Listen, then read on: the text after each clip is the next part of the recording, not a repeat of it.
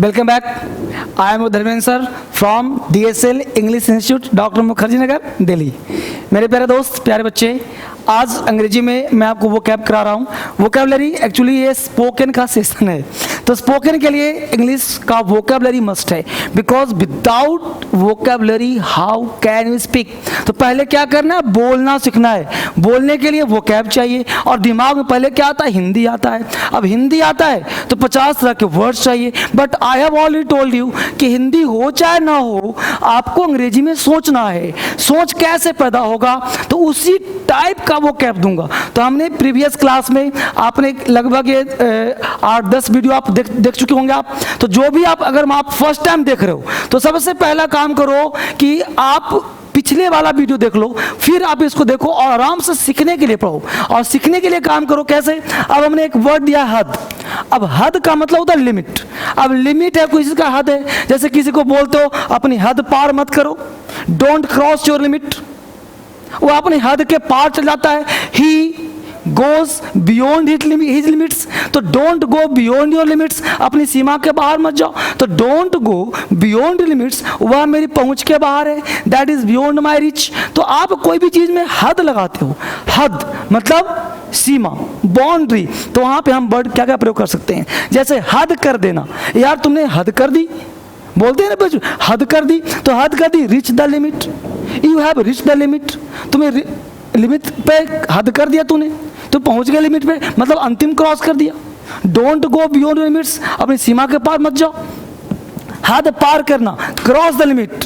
आप बोलते हैं ना, right now you are crossing your limit. तो अपनी सीमा पार करो। हद का मतलब क्या होता है, सीमा।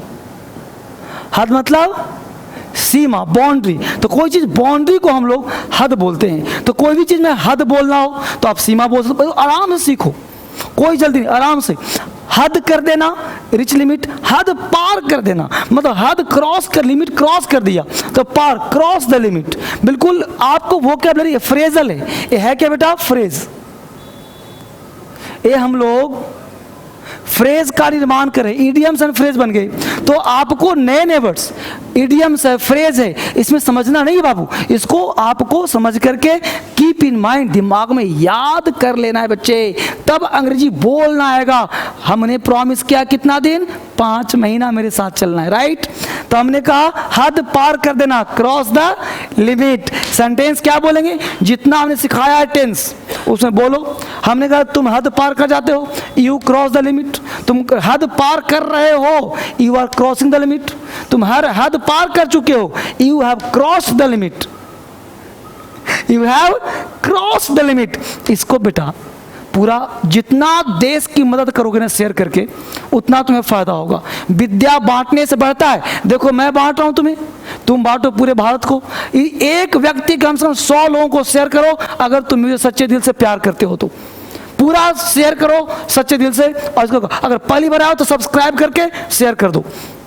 हद से गुजरना, बियॉन्ड योर लिमिट्स। हद क्या, बियॉन्ड, हद से गुजर गया, बियॉन्ड मतलब क्या, के पार, लिमिट के पार चल गया। ठीक है, तो वर्ड ध्यान आ गया। हद कर देना, रिच द लिमिट।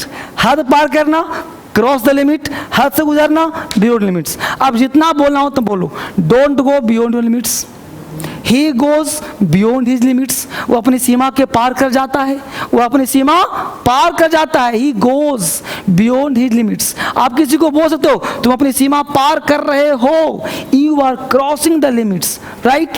अब अगर आप बोलते हो हथियार, हथियार पता है तुम लोगों को, उसको वेपन्स बोलते हैं, आर्म्स बोलते हैं हथियार को। जैसे हथियार उठाना, हथियार उठा लिया कहीं लड़ने के लिए, तो क्या हुआ, टेक अप आर्म्स। तो टेक अप आर्म्स, हथियार उठा लिया, राइट। तो हथियार उठाना, टेक अप आर्म्स। हथियार डाल दिया मतलब सरेंडर, हथियार डाल दिया मतलब सरेंडर। भाई पुलिस आया, उसने सोचा कि मेरे बस की बात लड़ना नहीं है, तो क्या किया उसने, हथियार डाल दिया, मतलब उसने सरेंडर कर दिया। टू सरेंडर है ना, हथियार डाल दिया। ही सरेंडर्स बिफोर पुलिस, पूरी तरह क्या कर दिया उसने, सरेंडर कर दिया। तो आपको सेंटेंस बनाते रहना जितना बस वर्ड याद होना चाहिए। जैसे हम लोग, आप गांव में, घर में, शहर में, कहीं भी रहते हो, आप ऐसा वर्ड डेली यूज में आता है, हथियार उठा लिया उसने, क्या हुआ, टेक अप आर्म्स। आप पेपर पढ़ोगे वहाँ वर्ड्स आएगा। आप बोलते हो चोर ने हथियार डाल दिया, मतलब सरेंडर कर दिया। तो आप भाव निकालना आएगा। जब इंग्लिश के वर्ड होंगे तो हिंदी सेंस में आएगा, हिंदी के वर्ड होंगे इंग्लिश सेंस में आएगा। हम लोग भाई इंडियंस है ना, तो पहले दिमाग में हिंदी भी आता होगा, इसलिए मैं कोशिश कर रहा हूं तुम्हें कि उस हिंदी को अंग्रेजी में कैसे सोचा जाए। वापिस आ जाओ, हमने बोला हंसी। अब हंसी के 50 वर्ड है। हंसी उड़ाना, हंसी में उड़ा दिया, हंसी उड़ाता रहता है। तो टू बी रिडिकुल, टू बी ना बोलना चाहो, रिडिकुल का मतलब होता है मजाक बनाना, तो टू बी रिडिकुल मजाक उड़ा देता है, हंसी उड़ाता है, रिडिकुल करता है। हंसी की बात है, लाफिंग मैटर, क्या चल रहा है, हंसी की बात चल रही है, इट्स लाफिंग मैटर। तो लाफिंग मैटर है मतलब हंसी की बात चल रही है, लाफिंग मैटर, हंसी की बात।